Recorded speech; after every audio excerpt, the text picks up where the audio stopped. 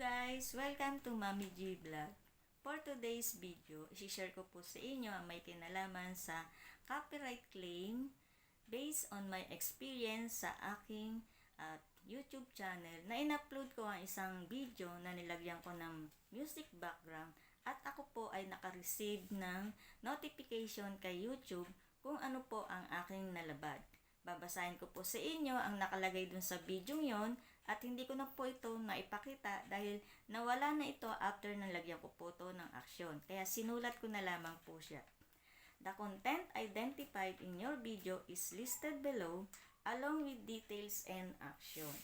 Content use, ang nakalagay ay Best Foot Forward by Garrett Johnson, Children.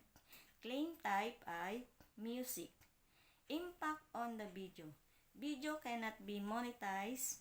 Ad revenue paid to copyright owner. So, ano po ba yung kine-claim ng ano po ba yung binabanggit dito na copyright claim?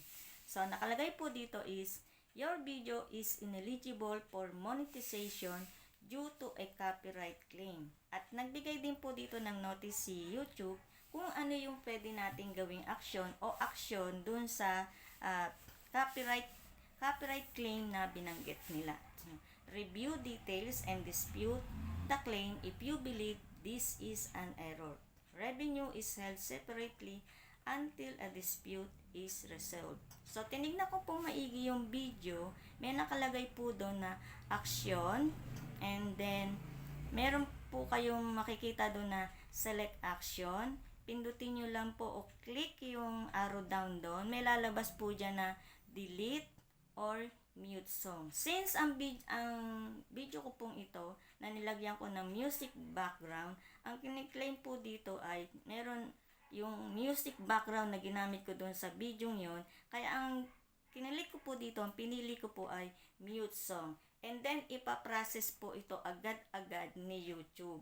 At habang ito po ay pinaprocess, nagpapadala din po uli sila ng message. At ang message na mga na-receive ko ay ganito po ang sabi. Mute song is in progress. This process may take a while. If we're able to mute the copyrighted song and will update any viewing or monetization and restriction on your video. Kaya ilang minuto lang po ay binisita ko po uli yung aking video na may simple disgarden. Nawala na po agad yung background music. At hindi ko po alam na ito po pala ay na-copyright ko. I'm sorry po, ay hindi ko po alam na ganito po pala sa YouTube channel.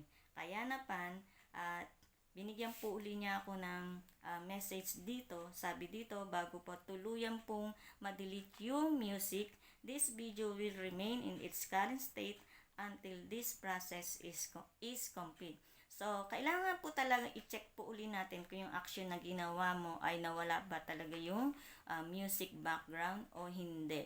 Kaya, nung na-check ko po, yung music lang po talaga yung nawala, hindi po yung video. Pero kung ang pinili ko po ay yung delete, automatic po mawawala na yung video yun. Kaya naman po ay dapat ang mga channel po natin ay chine-check po natin. Hindi po lagi po tayo aware dun sa ating mga viewers at saka dun sa mga subscriber.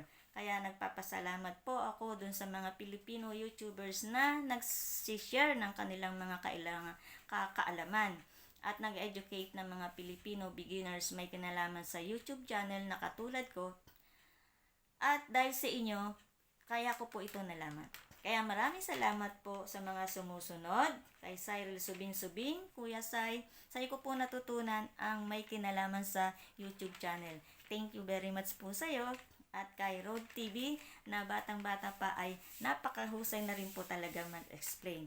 At syempre kay sexy at very humble na si Josel Resilies at pinapanood ko din po ang kanyang mga video may kinalaman kung paano mag-grow ang ating mga YouTube channel. Kaya naman po, thank you viewers and welcome po kayo sa mga suggestion and comments ninyo may kinalaman dito sa aking channel na pwede po natin i-discuss or pag-usapan sa mga susunod na panahon. Kaya maraming salamat po sa inyo. Lagi pong mag-iingat at ingatan po natin ang bawat isa, and God bless.